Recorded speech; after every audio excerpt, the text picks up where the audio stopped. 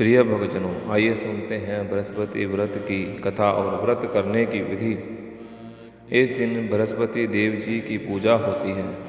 इस व्रत में दिन में एक समय ही भोजन किया जाता है। इस दिन आप पीले वस्त्र धारण करें, भोजन भी पीले रंग का ही करें।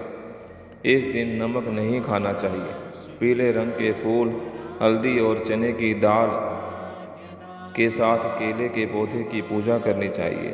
हल्दी, चने की दाल और गुड़ का दान करना चाहिए। इस व्रत के करने से गुरु बृहस्पति जी प्रसन्न होते हैं और सारे दुख दूर करते हैं और आपको धन और विद्या का लाभ होता है। कथा। एक गांव में एक साहूकार रहता था, जिसके घर में अन्न धन की कोई कमी नहीं थी, परंतु उसकी स्त्री कभी भी दान नहीं करती थी, ना ही घर पर आए किसी साधु या भिखारी को दान देती थी। वो सारा दिन घर के काम काज में ही लगी रहती। एक समय एक साधु जी उसके द्वार पर आए और भिक्षा की याचना की। स्त्री उस समय भी घर के काम में व्यस्त थी और साधु से बोली, महाराज, इस समय मैं कुछ जरूरी काम कर रही हूँ, मैं अभी आपको कुछ नहीं दे सकती, आप फिर कभी आ जाना। साधु महाराज खाली हाथ ही चले गए। कुछ दिन पश्चात वो साधु महाराज फिर उसी साहूकार के घर पर आए। उसी तरह भिक्षा मांगी। साहूकार ने उस समय अपने लड़के को भोजन करवा रही थी। साधु से बोली, महाराज, मैं क्या करूं? अभी समय नहीं है, मैं अभी आपको भिक्षा नहीं दे सकती। साधु महाराज फिर खाली हाथ चले गए। तीसरी बार जब महात्मा जी आए, तब भी उसने साधु को टालना चाहा। तब साधु बोले, तुम कहती हो कि मेरे पास समय नहीं है। अगर तुम्हारे पास बहुत सारा समय खाली हो तो क्या तुम भिक्षा दोगी? तो साहूकार ने बोली, हाँ महाराज, अगर ऐसा हो जाए तो मैं आपको भिक्षा अवश्य ही दूंगी। आपकी बड़ी कृपा होगी अगर आप मुझे कोई ऐसा उपाय बताएं।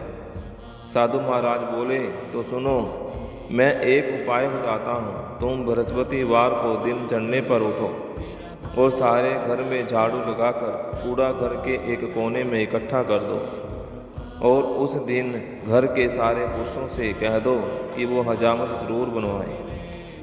खाना बनाकर खाना चूल्हे के पीछे रखें। वह बृहस्पतिवार को पीले वस्त्र धारण ना करें, पीले रंग की चीज़ें ग्रहण ना करें। अगर ऐसा करोगे तो तुम्हें घर का कोई काम नहीं करना पड़ेगा, तुम्हारे पास समय ही समय होगा।